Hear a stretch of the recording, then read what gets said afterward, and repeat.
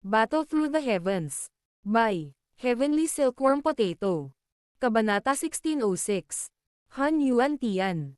Hindi gaanong pinansin ni Xiaoyan si Han Mie Tian matapos siyang patayin sa mabilis at simpleng paraan. Sa lakas ni Han Mie Tian, wala siyang gaanong pananakot kay Xiaoyan. Matapos ang kanyang espiritual na lakas ay pumasok sa D-state, ganap na naalis ni Xiaoyan si Han Mie Sheng. Dahan-daang pinitik ni Xiaoyan ang kanyang daliri. Sinulyapan niya ang bangkay na may hangkag na mga mata sa harapan niya nang walang pakialam. Gamit ang pagkakaway ng kanyang kamay, diretso niyang binasag ang bangkay. Pagkatapos nito, kumunat ang noo niya at tumingin sa magulong battleground sa langit. Ito ang unang pagkakataon na nakakita si Xiaoyan ng digmaan sa ganoong sukat. Ang kakilakilabot na lakas na ipinakita ng angkan ng Han ay muling naging sanhi ng paglablab ng mukha ni Xiaoyan. Ang puwersa ng alyansa na naruroon ay kombinasyon ng angkan ng Gu, angkan ng Lei, ang angkan ng Yan at ang alyansa ng Sky Mansion. Ang bilang ng mga dalubhasang naruroon ay umabot sa medyo kahanga-hangang antas. Sa kabila nito, mukhang nasa isang pagkapatas pa rin sila. Nilaibat ng mga mata ni Xiaoyan ang battleground. Pagkatapos nito, iniangat niya ang kanyang ulo at tumingin sa itim na fog, na tumagos sa kalangitan. Nagkaroon ng tuloy-tuloy na daloy ng mga eksperto na nagmamadaling lumabas mula sa loob ng itim na ulap. Sa kasalukuyang lakas ni Xiaoyan, mahirap para sa sino mang mas mababa sa 7 bituin na klase ng Daosheng na makuha ang kanyang atensyon. Gayunpaman, malabo na naramdaman ni Xiaoyan na parang ang itim na fog ay nagtatago pa rin ng maraming aura na kahit siya ay labis na kinatatakutan sa hindi malamang dahilan. Ito ay isang mahinang pakiramdam. Kung hindi dahil naabot na ng kaluluwa ni Xiaoyan ang D-state, imposibleng matukoy niya ito sa ganoong detalyadong paraan. Gayunpaman, ang pakiramdam na ito ay naging sanhi ng pagiging seryoso ni Xiaoyan. Ang lakas ng angkan ng Han ay tila hindi pangkaraniwang nakakatakot. Maaaring maging isang mapait na laban ang labanan ngayon kung magpapatuloy ito. Naningkit ang mga mata ni Xiaoyan. Bigla silang napaikot. Tumingin siya sa hilaga ng battleground. Umikot ang itim na fog at umalangaw-ngaw ang ilang makapangyarihang aura.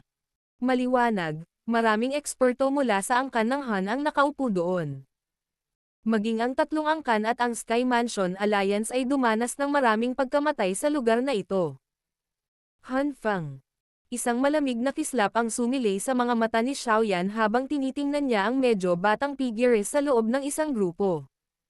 Nabalitaan na ang taong ito ang pinakanamumukod tanging tao sa mga nakababatang henerasyon ng Han Clan. Malamang na kaya niyang takutin ang angkan ng Han kung mabibihag niya ang taong ito. Shi. Ang kaisipang ito ay sumagi sa isip ni Xiaoyan. Ngumiti siya ng malamig at gumalaw. Ang kanyang katawan ay naging isang itim na liwanag na nagmamadali patungo sa isang rehiyon ng itim na fog. Bang! Si Han Feng ay may malamig na ekspresyon habang hawak niya ang ulo ng isang eksperto mula sa angkan ng Yan. Tiningnan niya ang nakakatakot na ekspresyon ng huli. Isang iskarlata at mabangis na ekspresyon ang bumungad sa kanyang mga mata. Sumabog ang sariwang dugo sa utak ng huli. Pagkatapos noon ay itinapon na lamang ni Han Feng ang taong iyon sa isang tabi. Wala kang silbi. Pinunasan ni Han Feng ang kanyang mga kamay at walang pakialam na nagsalita. Mayroong 4 na Han Clan Elders, na umabot sa 4-star Daosheng class, na nagbabantay sa kanyang likuran. Sa pamamagitan nito, makikita ng isang Han na lubos na pinahahalagahan ng angkan ng Han ang kanyang kaligtasan. Young Master Han Feng, umatras tayo ng kaunti. Napakaraming eksperto mula sa 3 angkan sa malapit. Napasulyap-sulyap sa kanyang paligid ang isang may kulay abong matandang lalaki bago biglang nagsalita. Ang lugar na ito ay maaaring ituring na medyo malalim. Bagamat ang mga tunay na eksperto mula sa 3 angkan ay karaniwang pinigil, palaging tama na maging maingat. Oo, tara na. Si Han Feng, na masaya sa pagpatay, nakasimangot ngunit hindi tumutol. Tumanggaw siya at akmang utres. Ha.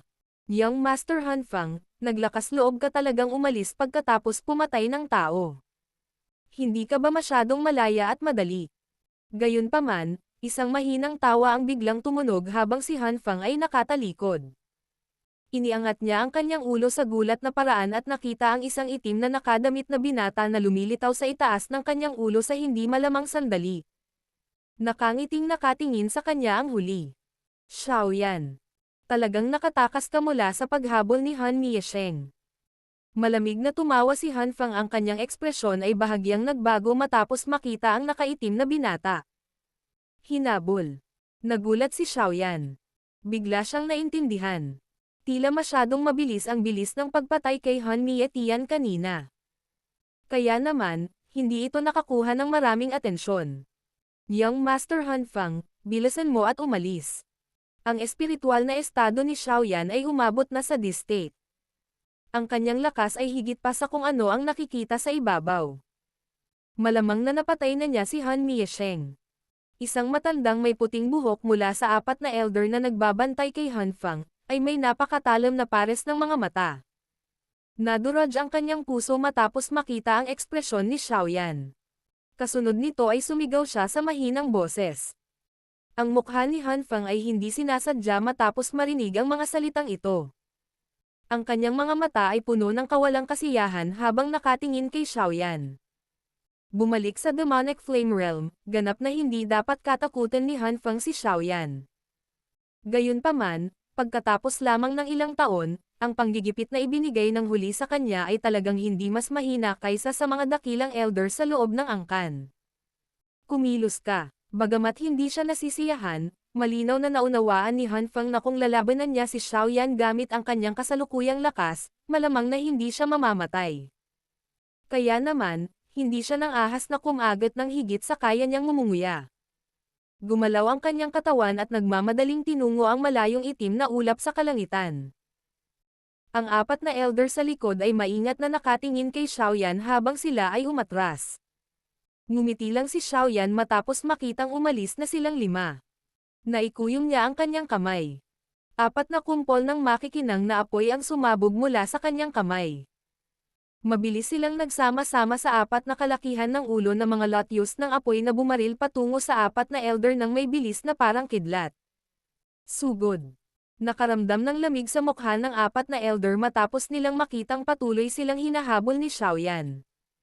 Nanginginig ang kanilang mga manggas at parang mga sawa ang sumugod palabas. Dumating na ang mga fire lotuses nang mabaril ang kadena. Pagkatapos nito, kumapit sila sa mga tanikala. Hindi nakatakas ang apat na matanda kahit gaano pa sila kahirap. Bang! Ang mga lotyos ng apoy ay biglang sumabog habang ang apat na elder ay naghahanda na itapon ang mga tanikala sa tabi. Apat na makikinang na linya ng apoy ang lumipad sa kadena. Sa isang iglap, ang apoy ay tumama sa mga kamay ng apat na matatanda at pagkatapos ay sumalakay sa kanilang mga katawan. Boom! Matapos salakayin ng linya ng apoy ang kanilang mga katawan, ang mga damit ng apat na matanda ay direktang naging alabok. Di nagtagal, ang pink na panla ng apoy ay tumakas mula sa kanilang mga pores. Ang sizzling sound ay lubhang nakakabingi. Ang matalim at kahabag-habag na tili ay patuloy na ibinuga mula sa mga bibig ng apat na miyembro ng angkan ng Han habang sila ay baliw na inilalabas ang kanilang Dao Chi upang patayin ang apoy sa loob ng kanilang mga katawan. Walang pakialam ang ekspresyon ni Xiaoyan habang ang kanyang mga mata ay dumampi sa kanilang apat. Marahan niyang pinitik ang daliri. Apat na tipak ng hangin ang bumaril. Ang apat na elder ng Han clan ay nagluwa ng isang subo ng sariwang dugo. Ang kanilang mga katawan ay parang putol na mga pakpak ng mga ibon habang sila ay matulin na dumaong sa lupa. Pagkatapos nito, pinalibutan sila ng mga eksperto mula sa tatlong angkan sa ibaba. Sa wakas ay naging pangit ang ekspresyon ni Han Fang pagkatapos niyang makita na ang apat na elder, na umabot na sa 4-star Dao Sheng class, ay talagang walang halaga sa mga kamay ni Xiaoyan. Mabilis niyang pinakawalan ang kanyang pinakamataas na bilis at nagmamadaling tumakas. Sinabi ko na hindi ka makakatakas. Kagalo pa lang ng katawan ni Han Fang nang biglang dumaloy mula sa likuran niya ang isang boses na puno ng walang katapusang lamig. Nanliit ang mata ng una. Pinisil niya ang kanyang kamay at isang itim na apoy ang kumikislap. Isang hindi mapapantayang mabangis na hampas ng palad ang biglang sumabog. Bang! Ang mabangis na hangin ng palad mula kay Hanfang ay pinakawalan lamang ng tila nakasalubong nito ang isang hindi nakikitang hadlang. Isang malakas na tunog ang lumitaw at ang kamay ng una ay nakaramdam ng sakit na tumutusok sa buto. Naaninag ang kanyang lakas at direktang nagdulot ng isang subo ng sariwang dugo na umagos sa kanyang lalamunan. Gayunpaman, sa wakas ay pilit itong nilamon ni Hanfang. Nakalunok si Hanfang ng isang subo ng sariwang dugo. Nanginginig ang puso niya sa gulat. Ang dalawa sa kanila ay ganap na nasa dalawang magkaibang antas. Gagamitin na sana ni Hanfang ang kanyang secret technique para pabilisin ang kanyang takbo habang ang ideyang ito ay nag-flash sa kanyang isipan ng isang medyo malamig na kamay ang marahang lumitaw sa kanyang leeg. Naninigas ang kanyang katawan dahil sa lamig. Ancestor, iligtas mo ako. Isang matalim na sigaw ang lumabas mula sa bibig ni Hanfang habang ang kanyang katawan ay nanigas. Ancestor. Naningkit ang mga mata ni Xiaoyan matapos marinig ang boses ni Hanfang. Ang kanyang mga mata ay mabilis na dumaan sa larangan ng digmaan sa kalangitan. Sa kasalukuyan, si Han Tiandi, ang Nihility Devouring Flame at ang 4 na demonyong santo ay pinigil. Sino lang ang ninuno ni Hanfang? Bang! Ang itim na ulap sa kalangitan ay biglang umikot ng matindi habang ang pagdududa na ito ay sumilay sa puso ni Xiaoyan. Pagkatapos nito, ang itim na ulap ay lumundag at isang matandang figure, na tila malapit ng mamatay, ay dahan-dahang bumaba. Kasabay nito, ang isang malawak at napakalakas na nakakatakot na aura, na hindi nagpatalo sa Black Submerged King ng Guklan, si Gulay, ay biglang naghiwalay. 8-star Dao Sheng. Bahagyang nanliit ang mga mata ni Xiaoyan nang maramdaman niya ang napakalakas na aura na ito. Ang Han Clan ay talagang nagtatago ng ganoong eksperto. Brat, bakit hindi mo hayaan itong walang kwentang inapo ko? Dahan-daang humakbang pasulong ang matanda. Isang hakbang lang ay lumitaw siya sa harap ni Xiaoyan. Ang kindat na nakatikip sa mukha ng matanda ay natatakpan ng mga ngiti at ang kanyang tono ay sobrang palakaibigan. Sino ka? Malamig na ngumiti si Xiaoyan at nagtanong. Ako si Han Yuan Tian. Hahaha.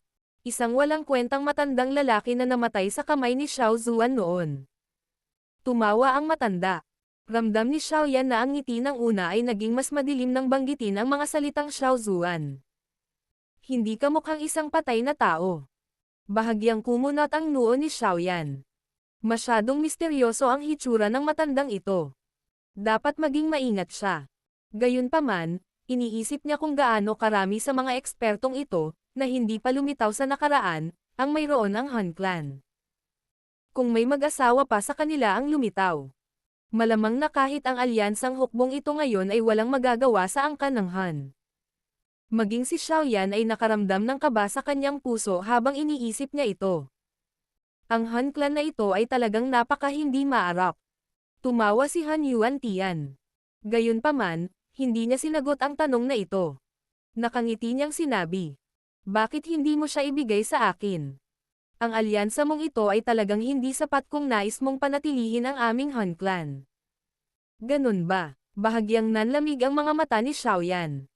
Bigla niyang pinalakas ang kanyang braso, na nakahawak kay Hanfang. Naging sanhi ito ng pagkulay ng mukha ng huli habang patuloy na nagpupumiglas. Walang magawa si Han Yuan Tian nang makita ang eksenang ito. Hindi siya nagpakita ng anumang senyales ng pagbabanta. Ang mahinang itim na aura ay lumabas mula sa loob ng kanyang katawan. Agad namang naglabas ng bulok na baho ang nanginginig niyang kamay. Sa wakas, gumalaw siya at marahang hamampes kay Xiaoyan. Posible para kay Xiaoyan na makadetect ng medyo mahiwagang patay na aura mula sa natuyot na buto na parang kamay. Dahil ayaw mong makinig sa magagandang salita. Pwede ka na lang mamatay. Battle Through the Heavens. Kabanata 1607. Deathly Silence Gate. Hindi sa iyo ang magpasya kung sino ang dapat mabuhay at kung sino ang dapat mamatay. Si Xiaoyan ay hindi sinasadyang tumawa ng malamig matapos makita si Han Yuan Tian na sumugod sa isang iglap.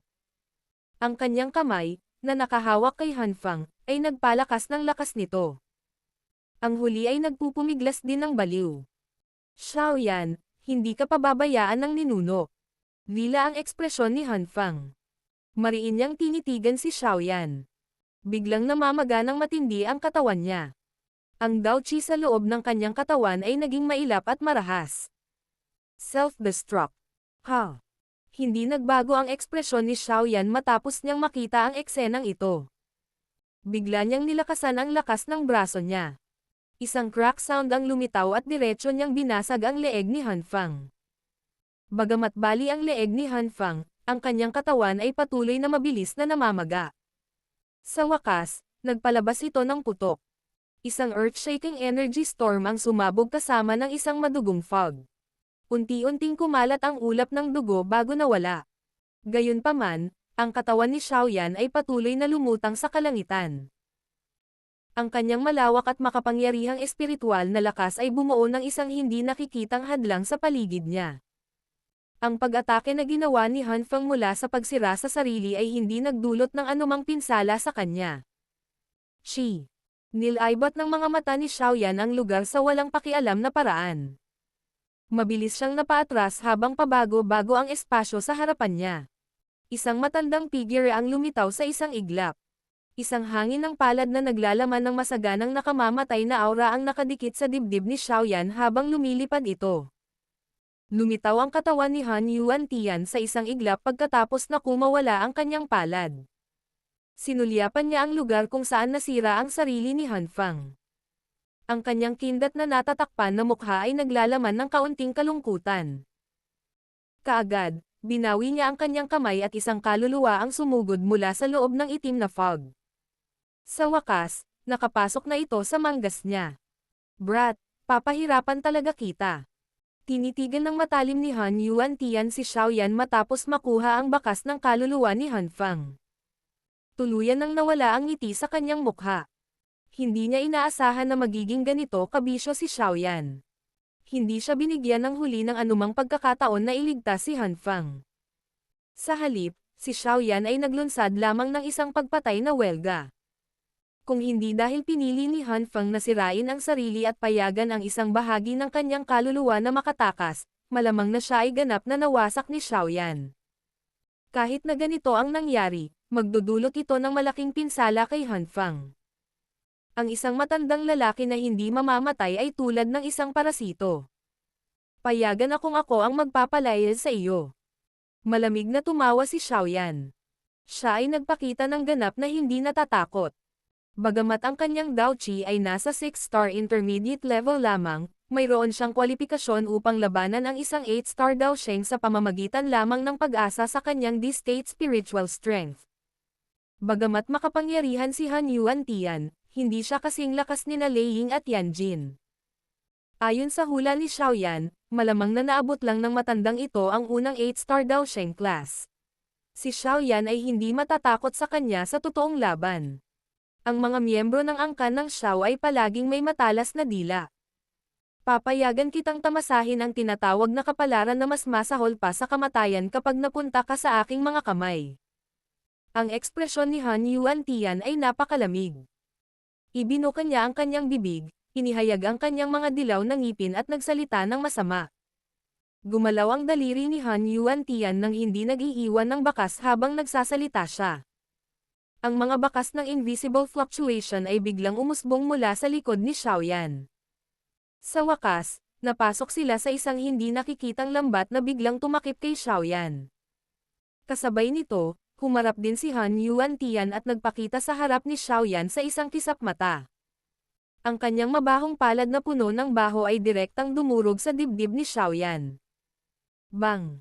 Ang palad ni Han Yuantian ay kalahating pulgada mula sa dibdib ni Xiaoyan nang bigla itong tumahimik. Isang layer ng invisible barrier ang lumitaw sa kanyang palad.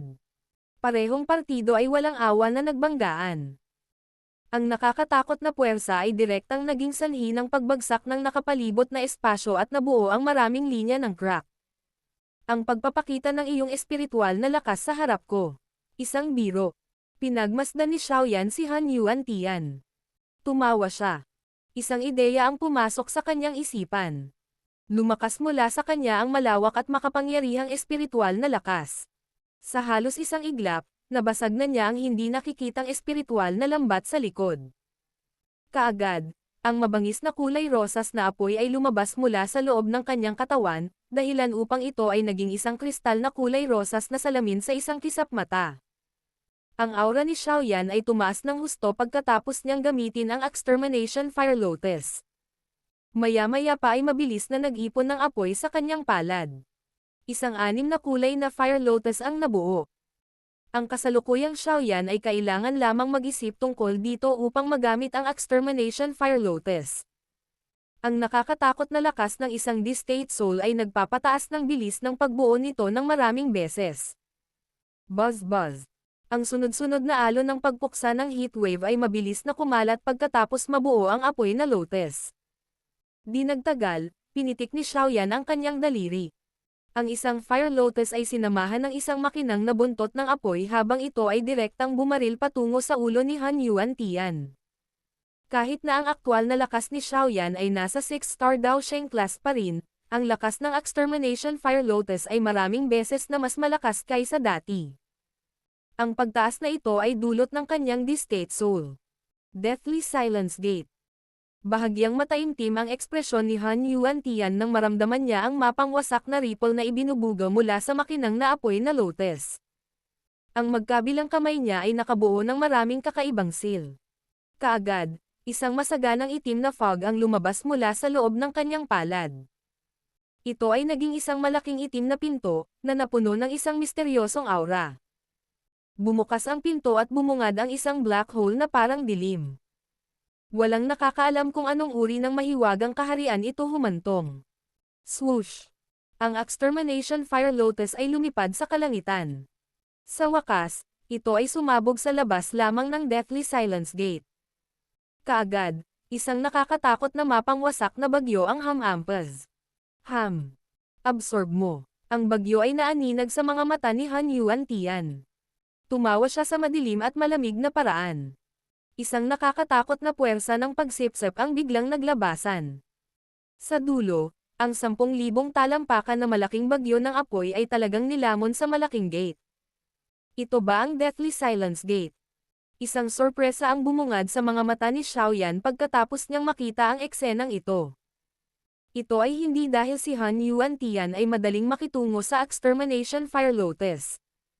Sa halip, ito ay dahil sa pagkakaroon ni Han Yuan-Tian ng isang misteryosong bagay. Talagang naglakas loob kang magbunyag ng mga ganyang kalokohan sa harap ko. Ang Deathly Silence Gate kung ito ay nilikha mula sa isang piling daw di mula pa noong sinaunang panahon. Nagagawa nitong lumunin ang lahat. Si Han Yuan-Tian ay hindi sinasadyang tumawa ng kakaiba matapos malaman ang sorpresa ni Xiaoyan. Ang Deathly Silence Gate na ito ay lubhang kakaiba. Ito ay dahil ganap itong naiiba sa isang ordinaryong Dao skill. Ni hindi nga posible na uriin ito bilang isang uri ng Dao skill. Sa halip, mas angkop na ilarawan ito bilang isang uri ng kaharian na nilikha sa pamamagitan ng pagsasanay ng isang tao. Daan-daang taon nang nagsasanay si Han Yuan-Tian upang matagumpay na makabisado ang Deathly Silence Gate na ito at magkaroon ito ng ganoong lakas. Napuno ng nakamamatay na aura ang espasyo sa loob ng pinto. Kahit na ang 7 bituin na si Daosheng ay malamang na maaagnas at mapatay ng nakamamatay na aura kung siya ay sinipsip sa loob at hindi makatakas.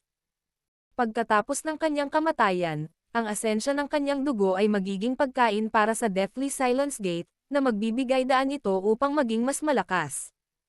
Noong sinaunang panahon, maraming eksperto ang nakipaglaban upang agawin itong Deathly Silence Gate. Hindi inaasahan na talagang nagawa ito ni Han Yuan-Tian. Ito ay talagang isang magandang bagay. Dinilaan ni Xiaoyan ang kanyang mga labi. Kahit siya ay medyo pamilyar sa Deathly Silence Gate na ito. Ang iyong asensya na dugo at kaluluwa ay malamang na lubos na magpapataas ng lakas ng aking Deathly Silence Gate. Ang katawan ni Han Yuan-Tian ay kumislap at lumitaw sa itaas ng malaking pinto. Umupo siya at ang kanyang mga mata ay tumitig kay Xiaoyan sa masamang paraan. Agad na nagbago ang seal na nabuo ng kanyang mga kamay. Biglang sumilaw ang itim na liwanag mula sa loob ng malaking gate. Ito ay naging isang itim na sinag na liwanag na 12-dosenang talampakan ang laki at biglang bumaril. Ang bilis ng liwanag ay napakabilis. Binalot nito si Xiaoyan matapos itong barilin.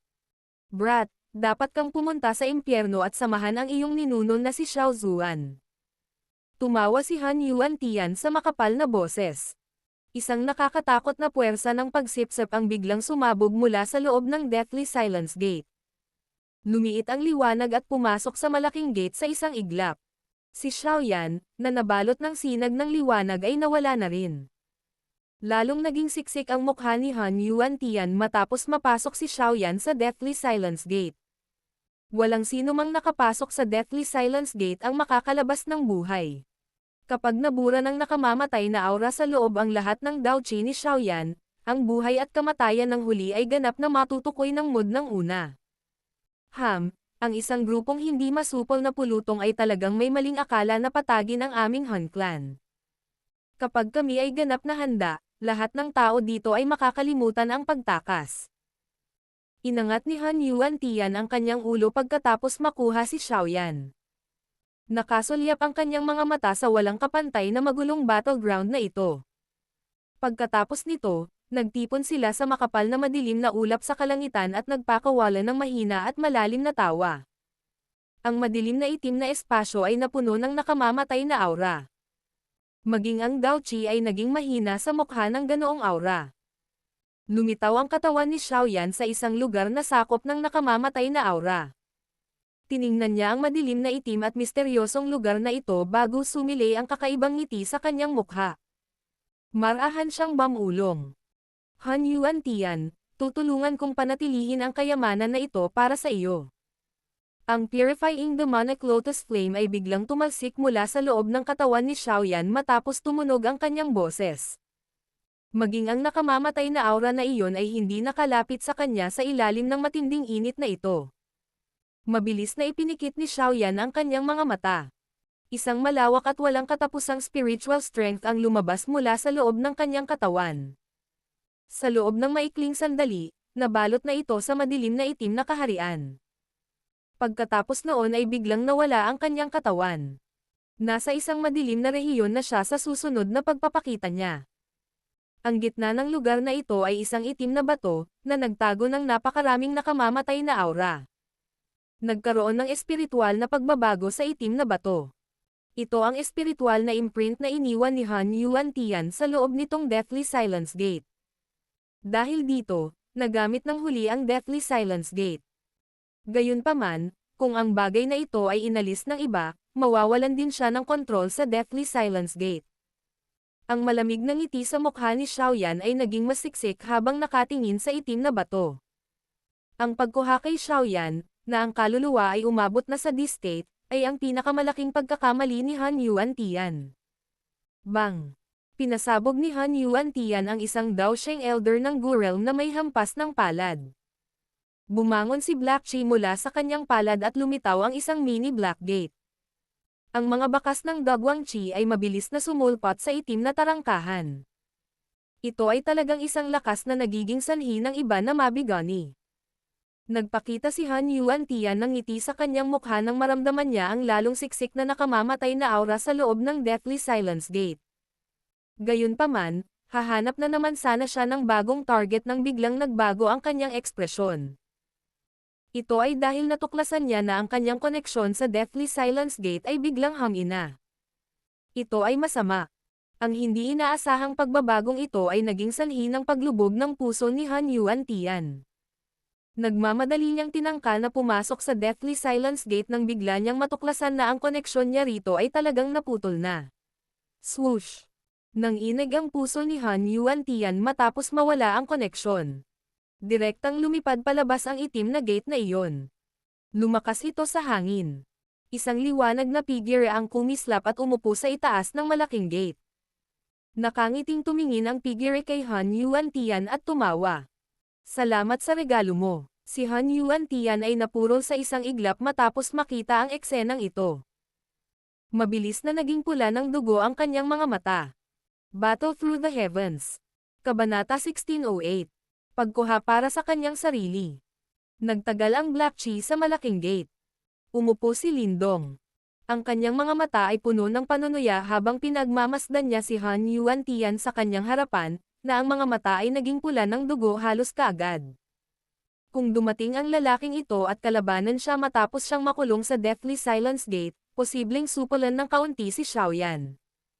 Gayunpaman, ang taong ito ay naging masyadong mayabang at piniling huwag pansinin si Xiaoyan, sa pag-aakalang ang kamatayan na Qi sa loob ng Deathly Silence Gate ay sapat na upang unti-unting pahinin si Xiaoyan. Sino ang mag-aakala na ang kamatayan na Qi ay hindi lamang nagawang harangan ang purifying demonic lotus flame ngunit maging ang soul stone na itinago niya sa loob ng Deathly Silence Gate ay natagpuan ni Xiaoyan. Ang espiritual na bato ay maaaring ituring na pinakamahalagang bagay sa loob ng Deathly Silence Gate.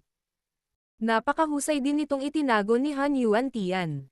Gayunpaman, nakalimutan niya na si Xiaoyan, na ang kaluluwa ay pumasok sa this state, ay kailangan lamang na pag-isipan ito upang masuri ang bawat bahagi ng buong Deathly Silence Gate. Hindi alintana kung gaano kahusay nakatago ang espiritual na bato, ito ay lilito sa harap ng pagsisiyasat ni Xiaoyan. Sa pagkakaroon ng espiritual na bato at ang espiritual na lakas ni Xiaoyan ay higit na nalampasan si Han Yuan-Tian, ang pag-alis ng espiritual na imprint sa bato ay isang napakasimpleng bagay. Itinuring din itong kahinaan ng Deathly Silence Gate. Gayunpaman, gaano karaming mga tao sa mundong ito ang makakarating sa kaluluwa ng this state. Ito ay humantong sa Han Yuan-Tian na gumawa ng isang kamangmangan na pagkakamali. Dahil din sa pagkakamaling ito na nagresulta sa pagkawala niya ng kontrol sa Deathly Silence Gate. Xiaoyan, sisirain kita sa libu-libong piraso. Si Han Yuan-Tian ay nakadikit ang kanyang mga ngipin. Biglang umangat ang magkabilang braso niya. Ang itim na singaw ay walang kabuluhang natipon sa kanyang mga palad at isang kakilakilabot na amoy, na nagdulot sa kaluluwa ng isang tao na makaramdam ng matinding sakit, ay mabilis na kumalat. Malamig na bamantong hininga si Xiaoyan matapos makita ang eksenang ito. Bigla siyang tumayo. Nagbago ang kanyang mga handsil. Isang 10,000 talampakan na malaking ilusyon ang lumitaw sa labas ng katawan ni Xiaoyan. Ang isang nakakagulat na malaking alon tulad ng espiritual na pagbabago-bago ay nagsimulang maghiwa-hiwalay. Yellow Spring Divine Anger. Nang ang Yellow Spring Divine Anger ay pinakawalan ng kasalukuyang Xiaoyan, ang napakalaking figure na lumitaw ay hindi na tila ilusyon. Ito ay dahil ang malaking figure ay kasalukuyang puno ng umaalingaw-ngaw na liwanag. Ang orihinal na ilusyon na figure ay naging mas totoo. Sa isang sulyap, tila isang higanteng nakatayo sa pagitan ng lupa at langit. Isang uri ng espiritual na Panginoong aura ang biglang kumalat sa larangan ng digmaan. Ang mga eksperto mula sa magkabilang panig, na nalantad sa aura na ito, ay halos nagmadaling umatras sa pagkabigla. Sa ilalim ng pressure na iyon, naramdaman nila ang isang salpok na lumuhad. Ang salpok na ito ay nagmula sa loob ng kanilang mga kaluluwa. Ang 10,000 talampakan na figure ay lumitaw sa mga ulap. Ibinuka ng higanti ang bibig. Agad na tumahimik ang buong lugar. Tanging isang tila tunay na espiritual na sonic wave attack ang ibinubuga mula sa bibig ng higanti. Sa wakas, mabigat itong nabangga sa nakatulala na Han Yuan-Tian sa bilis na mas mabilis kaysa sa liwanag. Grog. Si Han Yuan-Tian ay walang oras para maglagay ng depensa. Kagagaling lang niya sa pag-iisip ng umagos ang dugo sa kanyang tenga mula sa pag-atake. Hindi nagtagal, isang kanya na parang pag-atake ang walang awa na sumabog sa kanyang katawan. Isang subo ng sariwang dugo ang tumalsik. Ang kanyang mukha ay kasing putla ng sheet habang ang kanyang kaluluwa ay dumanas ng matinding pinsala. Ang espiritual na sonic wave ay yumanig kay Han Yuan-Tian. Maraming mga eksperto ng Han Clan ang ipinadala rin sa paglipad sa daan. Ang ilan sa mga mahihinang individual ay nadurog ang kanilang mga kaluluwa sa pagkabigla. Ang isang distate soul ay nakakatakot. Ang lugar sa kalangitan kung saan lumipas ang espiritual na pag-atake ay karaniwang naging walang laman. Ang orihinal na magulong battleground na iyon ay tumigil din sandali. Ang mga mata ng magkabilang panig ay may isang masaganang katakutan kapag tinitingnan ang higanteng nakatayo sa kalangitan. Ang itim na ulap, na tumagos sa kalangitan, ay umikot din ng husto sa sandaling ito. Mayroong isang mayamang nakamamatay na aura na malabong kumakalat mula rito. Boom! 3 malalawak at makapangyarihang aura ang biglang nagbanggaan ng marahas sa isang lugar sa kalangitan. Isang marahas na pagsabog ang naganap. Ang itim na apoy ay pumutok habang ang dalawang figure ay lumipad pabalik sa isang medyo miserableng paraan. Pagkatapos lamang na maging matatag ng dalawang figure ang kanilang mga katawan ay napagtanto ng lahat na sila ay sina Lei Ying at Yanjin. Malinaw, ang kanilang kalaban ay ang Nihility Devouring Flame. Sa hitsura nito, gayunpaman, kahit na sa kanilang pinagsamang lakas, hindi nila nagawang makakuha ng isang mataas na kamay laban sa Nihility Devouring Flame. Ang isang 9-star Dao Sheng ay talagang tumupad sa reputasyon nito. Bukod dito, ang lakas ng pakikipaglaban ng Nihility Devouring Flame ay hindi isang bagay na maasahan ng isang ordinaryong 9-star Dao Sheng. Ang nakakatakot na devouring power ay sapat na upang talunin ang sinumang kalaban ng parehong antas. Pinakalma nina Lei Ying at Yanjin ang umaagos nilang dugo. Seryoso ang mga ekspresyon nila. Nagamit na nilang dalawa ang lahat ng kanilang mga diskarte, ngunit hindi nila nakuha ang itaas na kamay. Kung magpapatuloy ito, baka tuluyan na silang magpakita ng mga bakas ng pagkatalo. Ang labanan ay nasa isang pagkapatas. Ang lakas ng angka ng Han ay talagang mas malaki kaysa sa naiintindihan natin. Mabilis na nilaybot ng mga mata ni Lei Ying ang lugar habang may oras siya at nakitang maraming eksperto sa angka ng Lei ang namatay. Bagamat nakaramdam siya ng kirot sa puso, wala siyang magagawa. Ito ang malupit na katotohanan ng isang digmaan. Bahagyang tumanggo si Yanjin. Sa hitsura ng kasalukuyang sitwasyon, ito ay tiyak na magiging isang malaking miserableng digmaan. Gayunpaman, anuman ang presyo, dapat nilang agawin pabalik ang sinaunang Jade. Ito ay dahil naintindihan nila na kapag binuksan ng Han Clan ang Toshi Ancient God Mansion at nakuha ang sikreto para umasenso sa Daodi class mula sa loob, si Han Tiandi lang ang makakaalis sa lahat ng tatlong clan. Sa oras na iyon, talagang mahaharap sila sa panganib na mapuksa ang kanilang angkan. Hindi tayo maaaring sumuko. Nagpalitan sila ng tingin at nakita ang kalupitan mula sa mga mata ng magkabilang panig. Hindi alintana kung gaano miserable ang laban, kasalukuyan pa rin silang nagtataglay ng numerical advantage.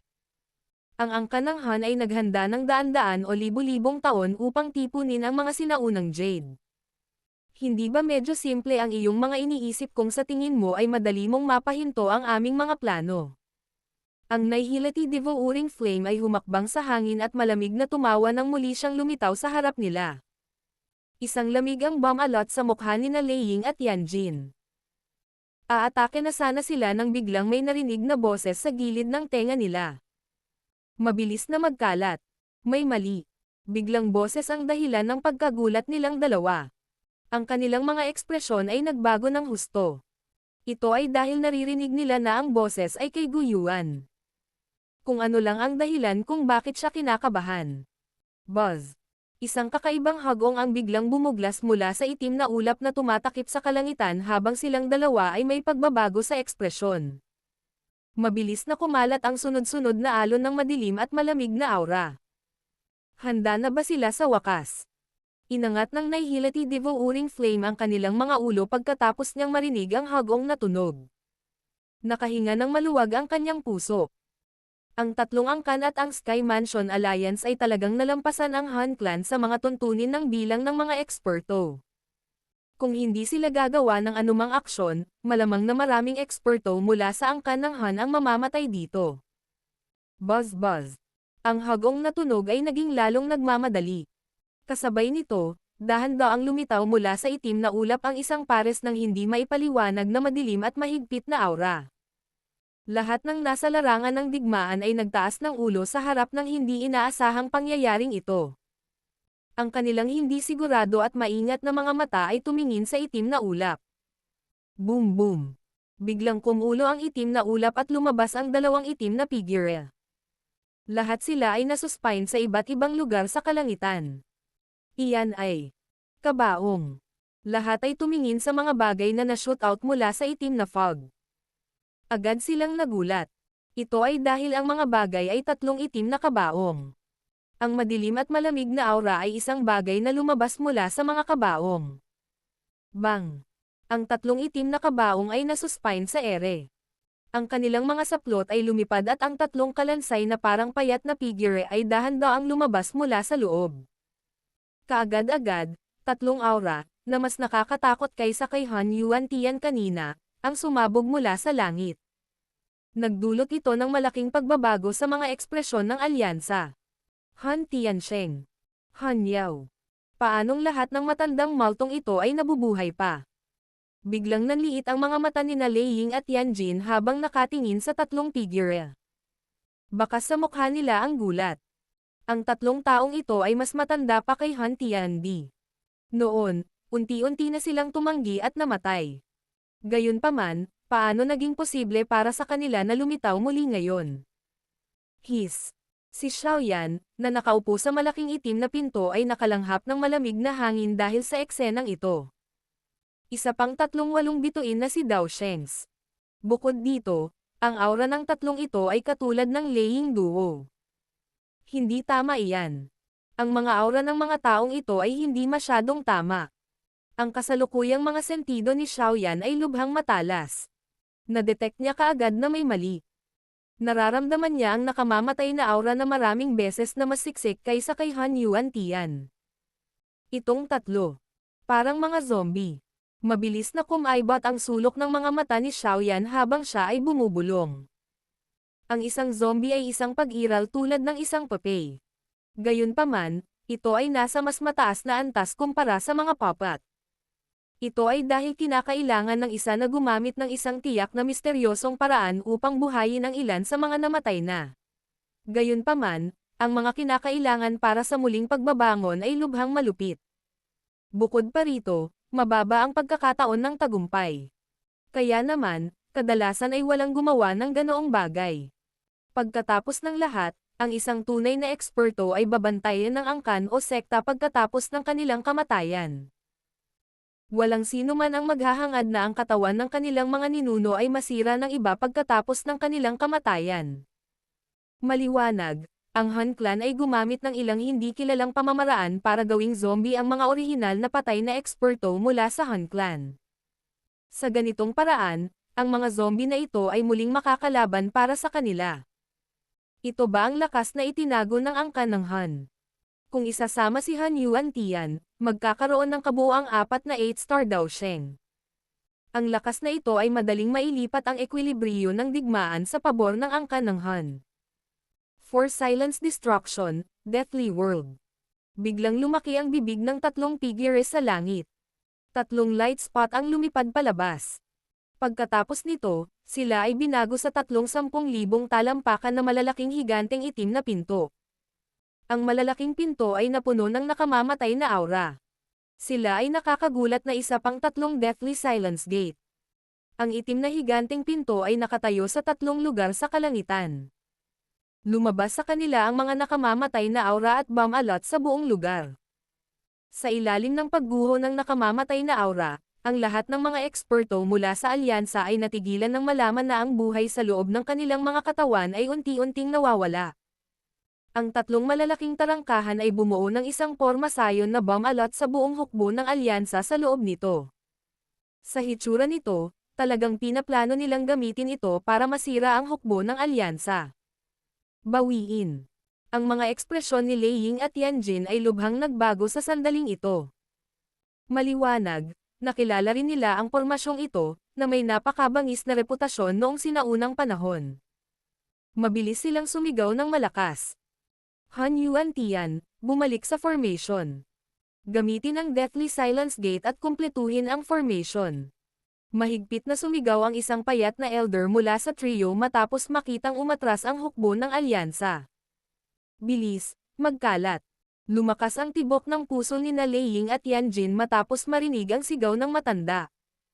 Kung makumplito ang pagbuo, malamang na ang kanilang pagkatalo ngayon ay magiging napakahusay. Swoosh!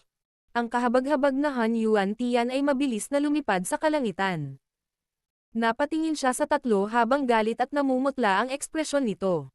Ilang sandali pa, nagsalita siya sa paos na boses. Ang Deathly Silence Gate ay inagaw ng brat na iyon na si Xiaoyan.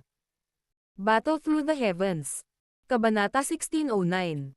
Pagsulong sa Kaharian. Ang Deathly Silence Gate ay ninakaw. Ang ekspresyon ng tatlong payat na matandang lalaki ay naging lubhang madilim matapos marinig ang mga salita ni Han Yuan Tian. Ang isa sa kanila ay hindi sinasadyang sumigaw. Han Yuan Tian, naghanda tayo ng napakaraming taon upang bumuo ng 4 na Deathly Silence Gate. Ngunit, nawala mo ang isa sa kanila sa napakaikling panahon. Pabago-bago ang ekspresyon ni Han Yuan Tian. Puno rin ng galit ang kanyang puso. Hindi niya inasahan na isang maliit na maling paghuhusga lamang sa kanyang bahagi ang talagang nagbigay kay Xiaoyan ng pagkakataon. Ang pormasayon na kasalukuyan nilang nabuo ay isang mahusay na pormasayon na kilala sa buong kontinente dahil sa bangis nito. Sa pamamagitan lamang ng paglikha ng 4 na Deathly Silence Gate magiging posible na lumikha ng isang nakamamatay na mundo. Ang mga ekspertong iyon na nakulong sa loob nito ay ganap na mababalot ng walang katapusang nakamamatay na aura at unti-unting mamamatay. Ito ay kahit na sila ay elite na 7-star o 8-star daw Sheng. Kung matagumpay na maisaaktibo ang pormasyong ito, tiyak na magdudulot ito ng matinding pagkatalo sa hukbo ng alyansa. Gayunpaman, walang sino man ang nag-asam na ang isang bagay na tulad nito ay lilito sa kritikal na sandaling ito. Naabot na talaga ng brat na iyon ang kaluluwa ng D-State. Hindi ko inaasahan na mabilis niyang mahahanap ang espiritual na bato na itinago ko sa loob ng Deathly Silence Gate at maalis ang espiritual na imprint dito. Si Han Yuan Tian ay nagdikit ng kanyang mga ngipin at nagsalita ng may matinding ayaw. Ano ang dapat nating gawin? Wala nang gaanong puwersa ng buhay ang natitira sa ating mga katawan. Pagkatapos ng pag-ataking ito, ang lahat ng puwersa ng buhay na natitira sa atin ay ganap na maubos. Kailangan man lang nating magpahinga ng medyo mahabang panahon upang maka-ataking muli. Kung sumiklab ang isa pang malaking digmaan sa panahong ito, hindi na tayo makikialam. Galit na pinandilatan ng isang payat na matandang lalaki si Han Yuan Tian bago lumingon sa dalawa at sinabing, nabayaran na ang presyo. Natural, hindi natin basta-basta magagawang masayang ang ating pagsisikap. Ilalabas natin ang pormasayon at sisikaping seryosong mapinsala ang hukbo ng alyansa. Hanggat nalaman ng ating Han Clan ang lokasyon ng Toshi Ancient God Mansion at buksan ito, ang pinuno ng angkan ay makakasulong sa maalamat na Daudi class. Sa oras na iyon, hindi sana tayo mahihirapang muli. Ang isang kulay abo na madilim na mukha na payat na elder ay nagsalita sa isang siksik na boses habang ang kanyang mga mata ay kumikislap. Oo, tumanggaw naman ang dalawa sa narinig. Ito lang ang magagawa nila ngayong umunlad ang mga bagay hanggang sa yugtong ito. Han Yuan Tian, bakit hindi ka pumalit sa posisyon mo? Kung alam kong mangyayari ito, hindi sana kita pinayagang mamagitan at subukang iligtas si Han Fang. Ngayon, hindi mo lang siya nagawang iligtas kundi naantala mo ang malalaking plano ng ating angkan. Kung hindi dahil veterano ka rin ng aming angkan ng Han, pinatay na kita ngayon. Ang matandang lalaki na may madilim na kulay abo na mukha ay lumingon at mahigpit na kinausap si Han Yuan Tian. Tila naunawaan ni Han Yuan Tian na talagang napasok siya sa isang malaking gulo sa pagkakataong ito. Kaya naman, hindi siya umimik sa kabila ng pangit niyang ekspresyon. Ang tanging nagawa niya ay lumingon. Ang kanyang katawan ay kumikislap at siya ay lumitaw sa isang gilid ng langit. Bumungad sa kanyang palad ang makapal na nakamamatay na aura. Pagkatapos nito, nakakonekta ito sa 3 Deathly Silence Gate. Kaagad, binalot ng madilim na mundo ang buong bulubundukin sa loob nito. Ang nakamamatay na aura ay sumisira sa lahat ng buhay sa loob nito. Xiaoyan, kapag nahuli na kita, tiyak na papahirapan kita sa isang kapalaran kung saan hindi ka maaaring magmakaawa na mabuhay o mamatay. Isang napakalaking nakamamatay na aura ang lumabas mula sa loob ng katawan ni Han Yuan Tian. Bakas din sa mukha niya ang malupit at mabangis na ekspresyon. Nagsama-sama ang hukbo ng alyansa habang kumalat ang napakalaking nakamamatay na aura. Ang kanilang mga mata ay maingat na nakatingin sa itim na chi sa kanilang paligid. Nararamdaman nila na ang nakamamatay na aura na iyon ay tumatagos sa kanyang katawan mula sa bawat butas. Ang ganitong uri ng pagsalakay ay hindi isang bagay na maaari nilang harangan sa pamamagitan ng paggamit ng kanilang Dao Chi o spiritual strength. Ito ang maalamat na Death World Formation. Hindi inaasahan na magagamit pa ito ng Han Clan. Si Lei Ying, Yan Jin at ang maraming eksperto mula sa mga sinaunang angkan ay may madilim at solemne na mga ekspresyon habang tinitingnan nila ang nakamamatay na aura na kumakalat sa kanilang paligid. Ang kanilang mga puso ay hindi sinasadyang nakaramdam ng pagkabalisa. Kahit na sila, bilang mga nangungunang eksperto ay nagawang labanan ang aura na ito, ang mga mahihinang individual na iyon ay magdaranas ng malaking pinsala kung magpapatuloy ito. Ang kakilakilabot na pagkawala ay hindi isang bagay na kanilang kayang bayaran. Kailangan nating mabilis na sumugod. Ang Black Submerged King, si Gulay, ay nagsalita na may seryosong ekspresyon. Pinigilan siya ng dalawang eksperto mula sa angkan ng Han, na nakarating sa 7 bituin na klase ng Daosheng, kanina. Ang malaking labanan na sumiklab ay maaaring ituring na lindol. Hindi pa narinig ni Gulay ang tungkol sa 3 ekspertong iyon mula sa angkan ng Han, na maaaring tumugma sa 4 na santo ng demonyo, dati. Maliwanag, ang angkan ng Han ay nagtatago ng kanilang lakas sa lahat ng mga taon na ito. Ang ganoong lakas ay mas malaki kaysa sa angkan ng Go. Kung hindi dahil kaalyado nila ang Yan Clan, Lei Clan at ang Sky Mansion Alliance, ang lakas lang ng Gu Clan ay malamang na mahihirapang labanan ang Han Clan. Mahirap ito. Isang death realm ang naitayo sa ibabaw ng lugar na ito. At saka, ang nakamamatay na aura na ito ay maaaring maghiwalay ng anumang espiritual na probe. Kung random tayong mag-ikot, haantong lamang ito sa mabilis na pagkaubos ng ating lakas. Wika ni Yan Jin sa malalim na boses. Gayunpaman, malamang na mamatay din tayo kung patuloy tayong mananatili dito. Si Gu daw mula sa 3 immortal ng angkan ng Gu ay nagsalita na may mapait na ngiti. Sa kasalukuyan, nasa dilema sila. Ang pinuno ng clan na si Gu Yuan ay malamang na pinigilan ni Han Tiandi. Malamang na napakahirap para sa kanya na makialam. Si Fairy Woling mula sa angkan ng Yan ay may napakaseryosong ekspresyon sa kanyang kaakit-akit na mukha. Medyo matamlay din ang aura niya. Maliwanag, nasugatan siya sa malaking labanan mula kanina. Medyo natahimik ang lahat. Walang inaasahan na ang medyo paborebleng sitwasyong ito ay biglang mauuwi sa ganitong estado. Chi-chi. Isang bahagyang humahampas na hangin ang biglang lumitaw mula sa loob ng nakamamatay na aura na tumatagos sa kalangitan habang ang lahat ay naguguluhan kung ano ang gagawin.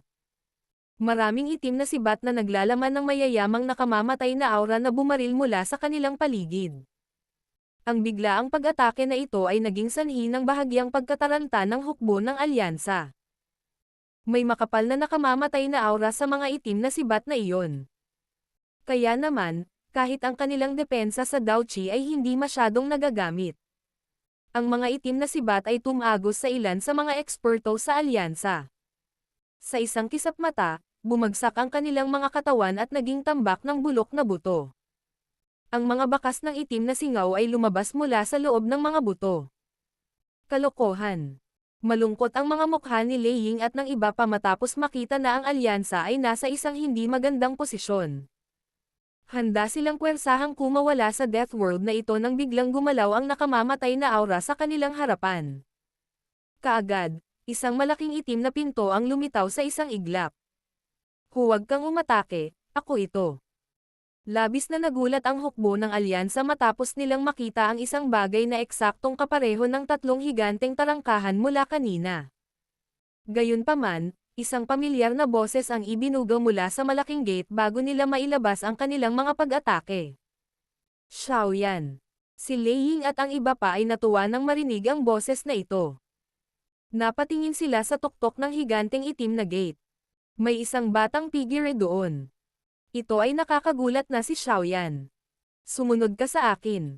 Maaaring misteryoso ang Death World na ito ngunit nagawa kong agawin ang isa sa Deathly Silence Gate na ginamit nila sa pagbuo ng formation. Kaya, hindi kumpleto ang formation na ito. Maaari tayong sumingil mula sa pinakamahinang bahagi ng formation. Tumingin si Xiaoyan sa maraming eksperto mula sa hukbo ng alyansa at nagsalita sa malalim na boses. Mabilis na lumitaw ang kagalakan sa mukha ng lahat pagkatapos nilang marinig ito. Gayunpaman, sila ay nasa isang emergency na sitwasyon at nagkaroon ng kaunting oras para sa kanila na magtanong. Ikinaway ni Lei Ying ang kanyang kamay at ang malaking grupo ng mga eksperto ay nagmamadaling umangat sa ere.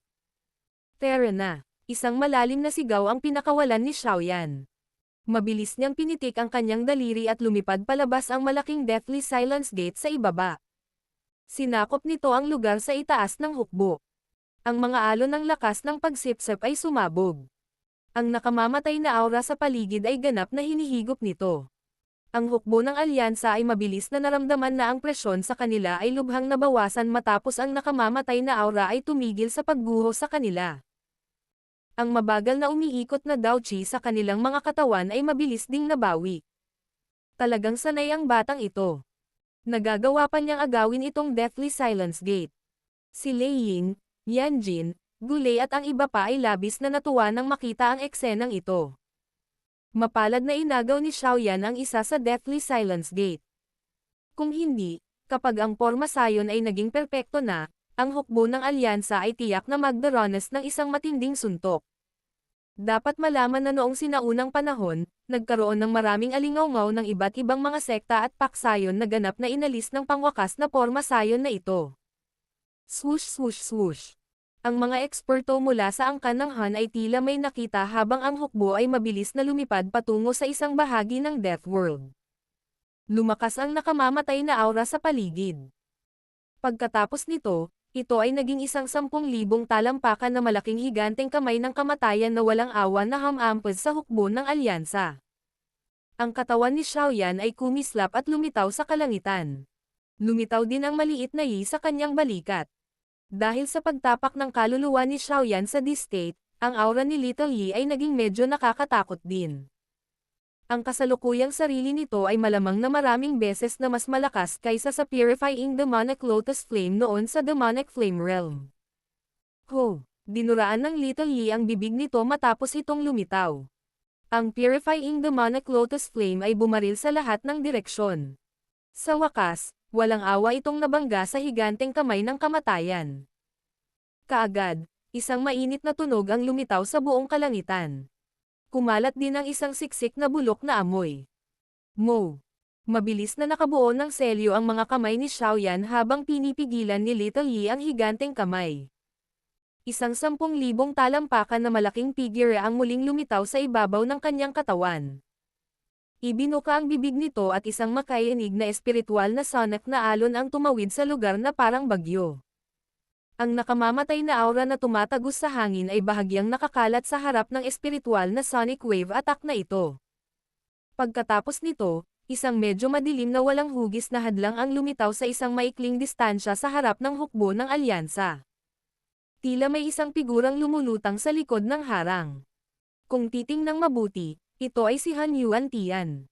Clan Head Li Ying at Yan Jin, sama-samang umatake at sirain ang espasyong ito.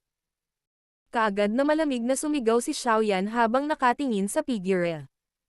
Mabilis na tumangaw si Lei Ying at ang iba nang marinig ang sigaw ni Xiaoyan. Agad na lumundag si Daoqi sa kalangitan. Ang isang pares ng mga nakakatakot na pag-atake ay agad na pinakawalan. Sa wakas, walang awa silang bumagsak sa barrier sa harap ng binagong ekspresyon ni Han Yuan Tian. Bang! Nanginginig ang walang hugis na hadlang sa harap ng marahas na pag-atake ng dalawang eksperto sa pinakamataas na antas. Sa wakas, hindi nito nakayanan ang pasanin at naglabas ng kaluskos. Sa wakas, ito ay sumabog na may malakas at malinaw na tunog. Mabilis na kumalat ang nakamamatay na aura sa paligid kasabay ng pagkabasag ng walang anyo na hadlang. Muling bumuhos ang mainit na sikat ng araw mula sa langit. Grog! Namutla ang mga mukha ng tatlo pang payat na matatanda sa kalangitan sa sandaling nabasag ang Death World. Tumalsik ang dugo sa kanilang mga bibig. Isang makapal na dim ang bumungad sa kanilang mga mata. Naunawaan nila na ang planong seryosong makapinsala sa alyansa ngayon ay nabigo. Battle Through the Heavens. Kabanata 1610. Umalis. Ang mainit na sikat ng araw ay bumubuhos mula sa langit na parang talon. Sa ilalim ng mainit na sikat ng araw, ang nakamamatay na aura na tumagos sa lugar ay mabilis ding nawala. Sa wakas ay nakahinga ng maluwag si Lei Ying at ang iba pa matapos ang nakapaligid na nakamamatay na aura ay ganap na nawala. Nagtaas sila ng mata at tumingin sa paligid. Sa kasalukuyan, nasa Burial Mountain Range pa sila. Gayunpaman, walang buhay na natitira sa kasalukuyang bulubundukin. Maliwanag, ang lahat ng buhay ay nasira ng nakamamatay na aura mula kanina. Isang itim na pangkat ng mga dalubhasa mula sa angkan ng Han ang nakatayo sa kalangitan sa isang maikling distansya mula sa alyansa. Bakas sa kanilang mga mata ang isang mabangis na pagkinang habang nakatitig sila sa hukbo ng alyansa. Gayunpaman, ang mga ekspresyon ng ilan sa mga nakatataas na echelon sa kanila ay medyo pangit. Maliwanag, hindi nila inaasahan na ang tinatawag na ultimate killing formation na ito ay talagang hindi makapagdulot ng malaking pinsala sa hukbo ng alyansa. Ano ang nangyari? Bakit ang Death World ay nawasak ng ganoon kadali? Ang ekspresyon ng Nihility Devouring Flame ay mabilis na naging madilim.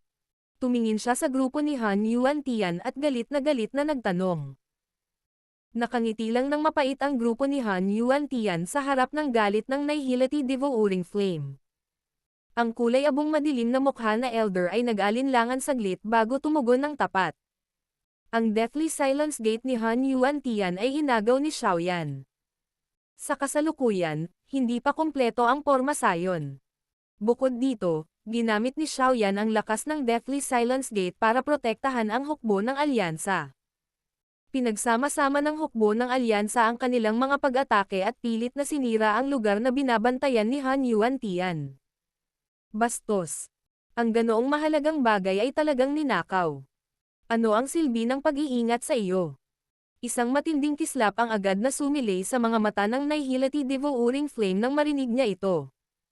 Madilim ang kanyang mga mata habang nakatitig kay Han Yuan-tian. Pagkatapos nito, marahas niyang hinampas ang kanyang kamay at gumuho ang espasyo. Isang itim na apoy na palad ang dam-apo sa katawan ni Han Yuan-tian nang may bilis na parang kidlat, na naging dahilan upang magkaroon ng pagod na aura ang nasugatan ng Han Yuan-tian. Napatikip siya ng ngipin at tahimik na tinanggap ang pag-atake. Ang posisyon ng Nihility Devouring Flame sa Han Clan ay karaniwang maihahambing kay Han Tiandi. Kung wala ang kanyang pag-iral, magiging imposible para sa Han Clan na tumagal hanggang ngayon. Ginoong Nihility, walang kabuluhan ang magalit ngayon. Ang hukbo ng alyansa ay hindi masyadong natalo. Sa kabilang banda, naubos na namin ang puwersa ng buhay sa loob ng aming mga katawan. Imposibleng muli naming gamitin ang formation. Napabuntong hininga na lamang ang kulay abo at madilim na mukha ng matanda matapos makita ang eksenang ito. Sa wakas, ibinuka niya ang kanyang bibig at hinabol. Bagamat si Han Yuan-tian ay nakagawa ng isang napakalokong pagkakamali, siya rin ay isang veterano ng Han Clan. Ang pagpatay sa kanya sa sandaling ito ay isang malaking kawalan sa angkan ng Han. Ang Nihility Devouring Flame ay may madilim na ekspresyon. Sinulyapan niya ang hukbong alyansa sa di kalayuan. Kahit na ang alyansa ay dumanas ng ilang pagkatalo sa Death World, malinaw na hindi ito masyadong seryoso. Napakalakas pa rin ang kanilang lakas sa pakikipaglaban. Umatras tayo para sa araw na ito.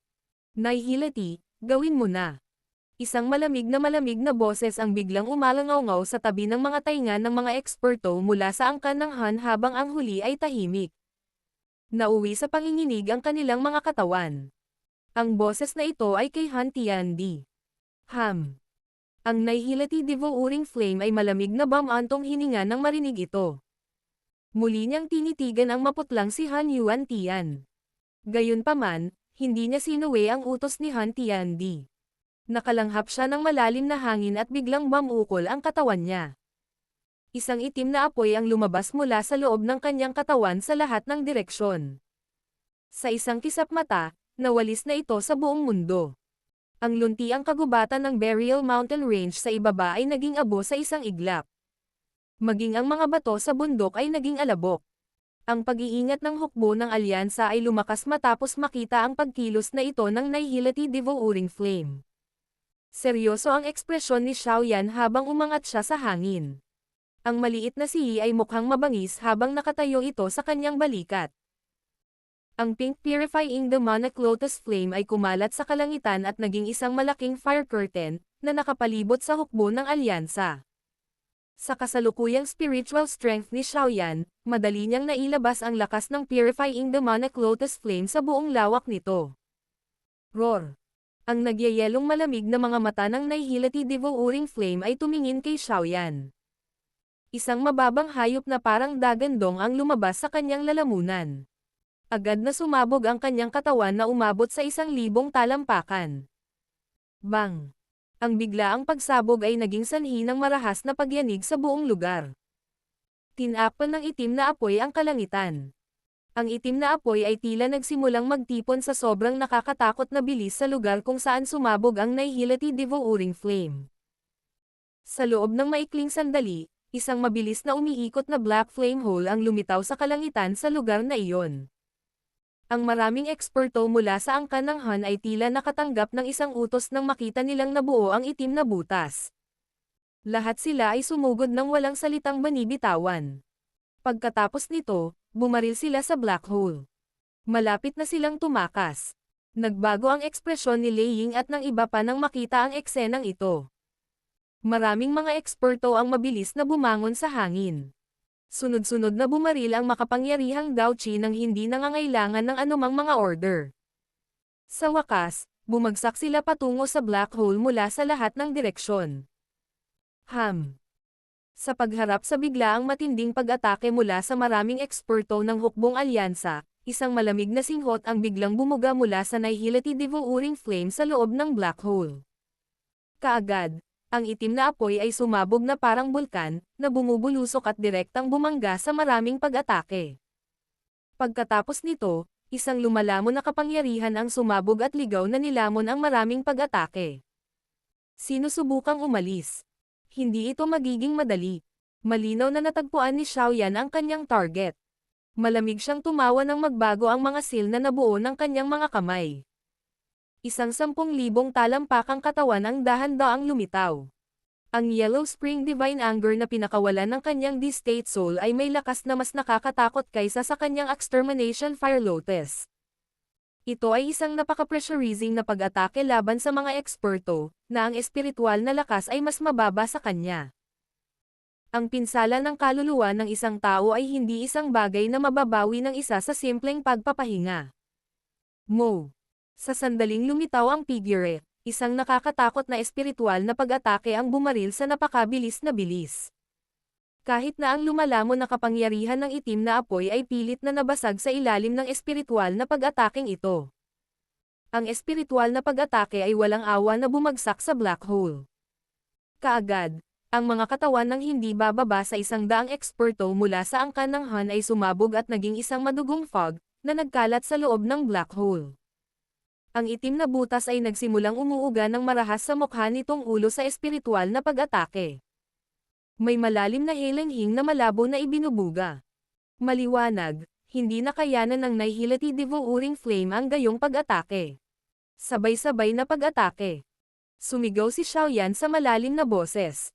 Kumunat ang noo niya matapos makitang hindi nagawang sirain ng Yellow Spring Divine Anger ang black hole kahit na may epekto dito.